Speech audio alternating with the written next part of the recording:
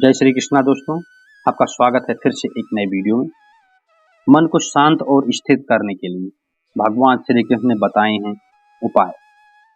किसी भी चीज को समझने के लिए सबसे पहले मन को शांत रखना चाहिए और फिर काम पर ध्यान देना चाहिए, क्योंकि हम मन से ही प्रश्न खोज लेते हैं और मन में ही जवाब देकर बैठ जाते हैं। भगवान श्री कृष्ण जी ने कहा है कि मन को शांत रखने के लिए दो चीजों को बताया गया है। भगवद गीता में भगवान श्री कृष्ण जी कहते हैं, मन का बेचैन होना उसका स्वभाव है।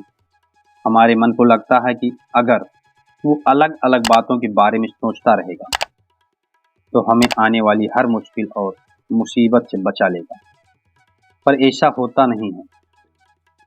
हम अपने जीवन का काफी समय सोच विचार करके परेशान होने से निकाल देते हैं। भगवान श्री कृष्ण जी कहते हैं कि मन का ये स्वभाव बदलना मुश्किल जरूर है पर असंभव नहीं। अच्छा, अब आप एक बात बताइए, क्या आप कौवे को कह सकते हैं कि वो कांव कांव की आवाज ना करे, या फिर क्या आप किसी मेढक को कह सकते हैं कि वो पानी देखते ही ऊंची छलांग न मारे? हमारे मन का ही कुछ ऐसा ही स्वभाव है। जीवन में कुछ भी होता है, अच्छा या बुरा, हमारा मन उस पर कांव कांव करने लगता है। कांव कांव से मेरा मतलब है कि चिंता करना, व्याकुल होना, कोई बुरी बात होती है और मन परेशानी की ऊंची ऊंची लपेटे लेने लगता है। कभी कभी तो मुझे ऐसा लगता है कि हमसे ही कई लोग सिर्फ परेशान होने के लिए जीते हैं। सारी परेशानी, पीड़ा, दुविधा अक्सर हमारी मन की बनाई हुई कहानियां होती हैं।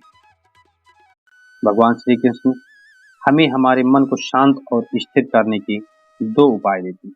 पहला, ध्यान लगाना। दूसरा, वैराग्य भाव सीखना। अब ध्यान या मेडिटेट शब्द सुनते ही आप में से कई लोग कहेंगे कि आप आंख बंद करके सांस से अंदर बाहर नहीं कर सकते। यहाँ पर हम सब गलती कर बैठते हैं।